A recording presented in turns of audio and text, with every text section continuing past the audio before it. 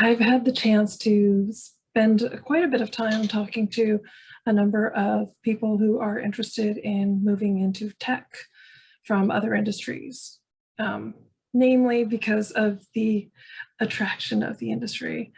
And so I wanted to make sure that I highlight a few key points that I think are important because I have transitioned industries and careers quite a few times. And what I'm seeing is the people that I'm talking to aren't necessarily getting any traction. When I looked at their LinkedIn profile, it basically doesn't spell out what they're looking to do. It may have, they may have actually changed their title at the top, which is a great first step. However, when they click on the open to work in LinkedIn, they're not necessarily, it's not necessarily going to put them at the top of the search for recruiters because it's missing keywords. So one of the areas that I wanted to start with is talking about making sure that your LinkedIn profile is optimized. I now get most of my recruiters reaching out to me through my LinkedIn profile, probably because I'm not looking to or open for another position. So I think it's helpful to start there because you want as many recruiters reaching out to you as possible. And in order to do that, there's a couple of ways that you can work it. One is going through one of the websites I like is JobScan. It's jobscan.co. That's JOBSC, S as in Sam, CAN, like scanning.co. It does have a free version. I don't believe LinkedIn optimization is covered in that. The poor person's way to do it or the cheap person's way to do it, however you want to look at it. You can also take the job description and plug it into a word cloud generator. And what that does is you'll see the biggest words are typically the ones that show up most often in particular job description. I like to take 3 job descriptions so I kind of have a general overview of what those job descriptions entail and then plug it in so that it can kind of average it out. So I would definitely start there. Then the other part that you can do is if you're wanting to break into tech, I highly recommend reaching out to recruiters. Tech relies heavily on recruiters, recruiting agencies. I've been a contractor over at Microsoft. I've been a contractor at Dell twice. I interviewed with a company called Waymo, which is a subsidiary of Google, and all of those were through recruiting agencies.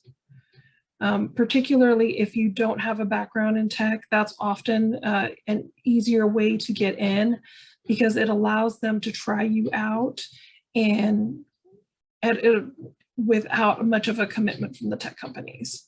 So not only that, I believe in it because you want to have as many people looking for positions on your behalf as well. Not only you looking for positions, but it's really helpful when you're getting beat down by the constant rejection or just not hearing anything despite going out and applying, that they can leverage their relationships. They can also often help coach you, which they're interested in doing in terms of interviewing skills, in terms of resumes, things of that sort that you can get free of charge because they are invested as much as you are. So there's my 2 cents on there. The third way you'll want to, so much. The third way you'll want to also go about is then creating what I call a dream list of companies that you research that you want to work for, and making sure that you go through the Glassdoor, you read the reviews, so you kind of have an idea of the good, the bad, the ugly, and then after you form that list, what I've done in the past and has worked, I don't know if it still works today, because when I did it, it was a few years ago, is reaching out to the recruiters and letting them know, I just want to add you and keep up to date on in regards to what's going on. And if I have people that I know that fit the skill set that you're looking for a particular opening, I'll go ahead and also refer them over to you. Oftentimes the recruiters have accepted my connections, and I leave it at that. That enables me to, one, oftentimes when they are posting jobs or a hiring managers, or moreover, when a hiring manager is posting a job and they're connected to it and they either share it or they comment on it, I'm seeing that hiring manager's post, as well as being able to then reach out to the hiring manager and letting them know, hey, this is something that I'm interested in, qualified for, et cetera. And starting the conversation that way. So, because one of the core parts of looking for a job now is having to deal with ATSs, applicant tracking systems, which really focus on keywords and keyword optimization on your resume, LinkedIn. It's everywhere as a way of sorting through all of the resumes that are out there.